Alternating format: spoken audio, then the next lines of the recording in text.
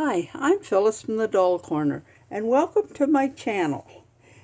And today I'm going to continue on with my crumb quilting. Remember in the last video I was doing crumb quilting and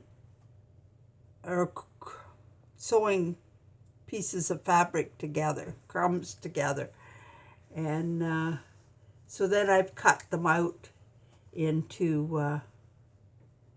4.5-inch squares, and I've sewed them together with some, so they're all different. There's no two blocks alike. So they came out not too bad. It'll make a warm quilt to cuddle up under. And when I've got my block made now, my 9-patch. You could make any kind of a block, it doesn't matter. But you want your backing. I'm going to make a quilt as you go. And I've been thinking about this method for a while, and I just wondered how it would hold up. But what you need is your backing about 1.25 inches wider all the way around. And then you make your sandwich, your batting, and your block on top. And then you can spray baste it, or you can pin it, just however you want to hold it nice and firm together so it doesn't. And then you quilt it. So it looks like this.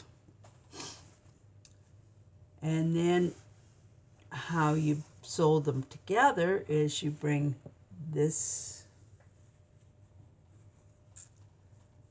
right along this edge.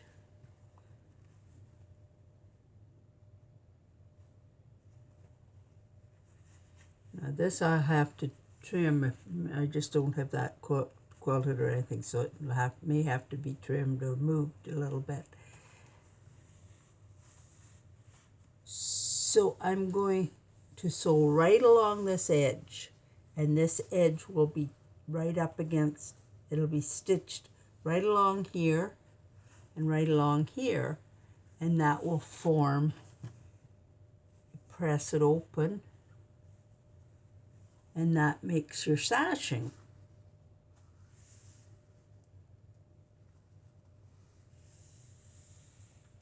Now what concerned me was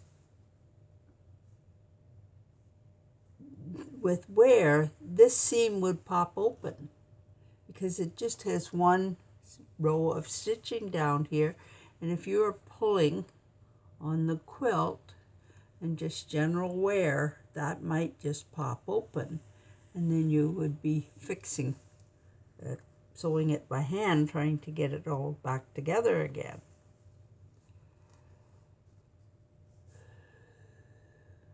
So I have decided that I would take, well, you sew down this side, and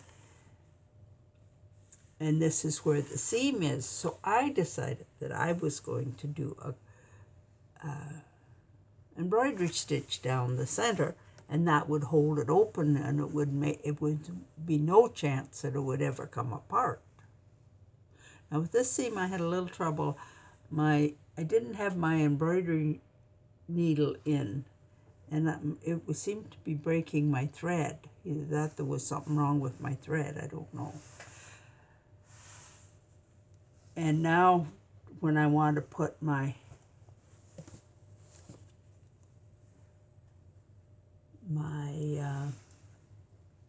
pieces together, get my scissors.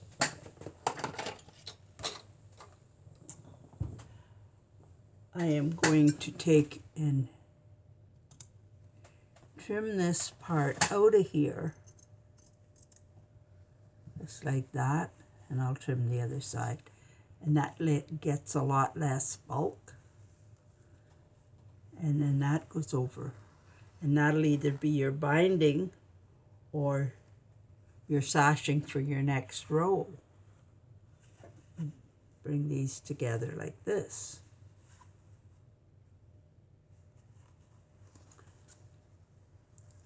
So hopefully that works for me. But this is always what concerned me about this method of quilt as you go, was the seam coming apart. And if it came apart here, it would be coming apart here maybe.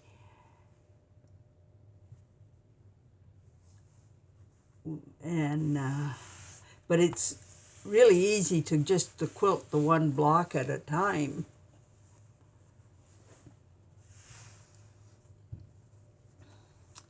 I don't know whether you can see the quilting on the back there or not. I got fuzz on it. I've just did squares and little hearts on it.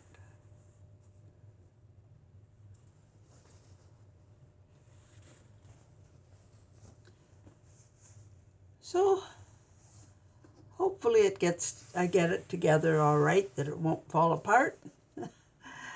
Because I have enough quilt blocks made now. I just have to get it finished up.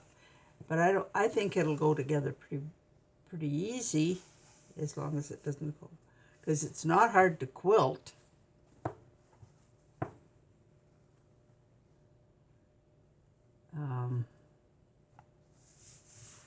I don't know whether you can see that quilting on it. It looks kind of nice. And you could quilt it in any style you wanted to. So be sure and subscribe, touch the bell to be notified, and give me a thumbs up, leave a comment. Check out my Etsy shop for my basic doll patterns. I have all kinds of patterns in here, from little dolls to big dolls.